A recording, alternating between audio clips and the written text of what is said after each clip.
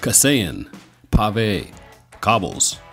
Whatever you call them, the old stone roads of Pavé caused the toughest of racers to rethink their bike setups. Some exchanged their regular race frames for modified endurance models. Others reconfigured their braking and shifting placements. And every single rider taking the start goes for bigger tires than they will use pretty much all year. Here, we take a look at our favorite pro bikes of the Pavé for 2017, featuring a lot of pro-only frame sets, wheels, and suspension. We spotted a strange remote strapped to Ian Stannard's handlebars at Scheldeprijs, the midweek Belgian race that falls between the Tour of Flanders and Paris-Roubaix. Turns out Stannard was race testing a new electronically modulated hydraulic rear suspension system. In partnership with the Italian startup Hi-Ride, Pinarello set up Stannard with a bike that can change between oil-damp travel and fully locked out in fractions of a second. This change can be driven automatically via a 6-axis accelerometer and gyroscope inside his frame, or from his control via the remote on his handlebars. Stannard raced this Dogma K8S at Paris-Roubaix when he was one of the very few riders on 27mm tires. The rest of the field opted for 28 and 30mm tubulars. Cross-star turned roadie Zednek Stybar raced a bike that at first glance looked very much like a cyclocross bike setup we used to see back in the day, with its bar-top brake levers. But a closer look at Stybar's setup shows that his bike is anything but old school. He's got Shimano Di2 sprint shifters positioned right up against the stem for shifting from the bar top, plus specialized new Future Shock spring suspension system on his Roubaix bike set atop the head tube. While all the quick-step riders rode some version of the new Roubaix, none rode a stock consumer model. Stybar's teammate and former Roubaix winner Nicky Terpstra opted for a ridden version of this bike. It looked like the Future Shock suspension piece, but it didn't actually move. Unfortunately for him, that prototype broke underneath him on race day. Stybar did use a spring in his Future Shock, albeit a stiffer one than is available for consumers.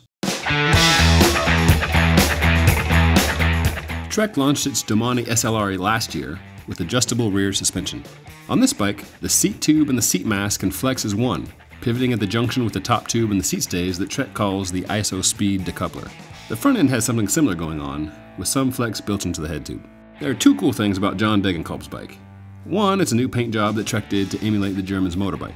But two, and perhaps of more interest, is that this bike also marks the introduction of the consumer Trek Domani SLR disc that has long and low pro geometry. A few things stand out about Edvald Wassenhagen Cervelo. For one, this R-Series bike is not yet released. It looks to be a new R5. Another thing, Dimension Data raced the same bike here on the Pavé that they did in climbing races.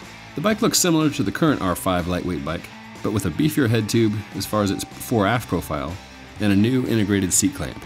Also notable here are the Envy SES 4.5 AR wheels.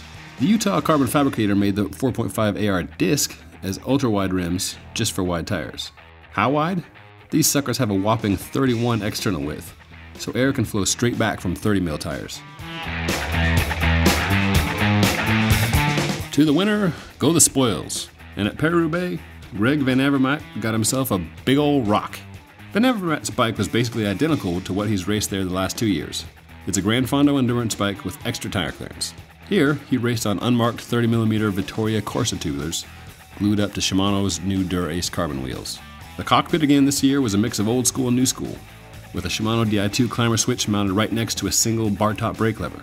BMC mechanics used Shimano 105 level brake calipers for their long reach and compatibility with that bar-top brake lever.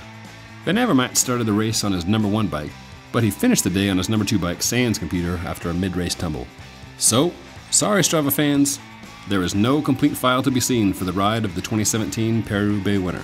Yet somehow, despite it not being on Strava, it still very much happened.